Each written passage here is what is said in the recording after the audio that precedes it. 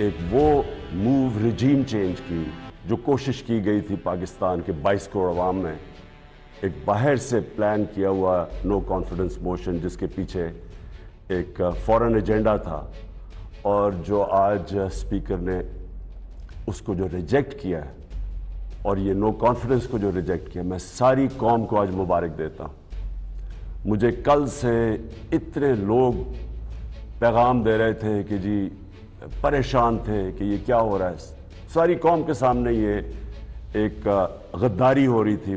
غدار بیٹھے ہوئے تھے اور سازش ہو رہی تھی، اور میں ان کو پیغام دینا چاہتا ہوں، گھبرانا نہیں،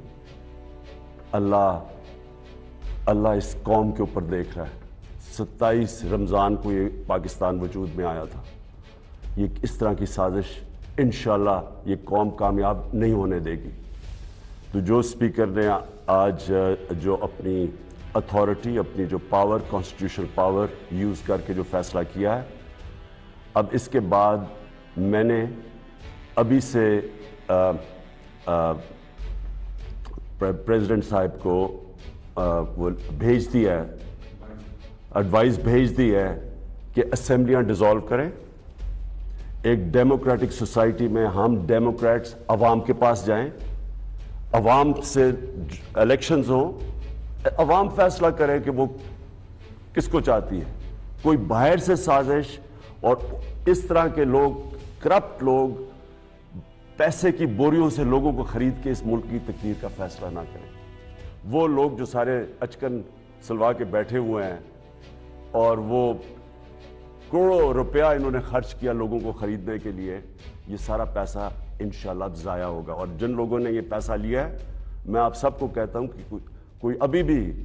کوئی ثواب کما لیں، کہ کوئی پناہ گاہ پہ لگا دیں، کوئی یتیم خانہ کھول دیں، کوئی غریبوں کے لیے میں پیسہ ڈسٹریبیوٹ کریں۔ اور میں اپنی قوم کو آج کہتا ہوں کہ آپ الیکشنز کی تیاری کریں، اور آپ نے فیصلہ کرنا ہے، کسی باہر کی قوت، کسی کرپٹ لوگوں نے فیصلہ نہیں کرنا کہ اس ملک کا مستقبل کیا ہوگا۔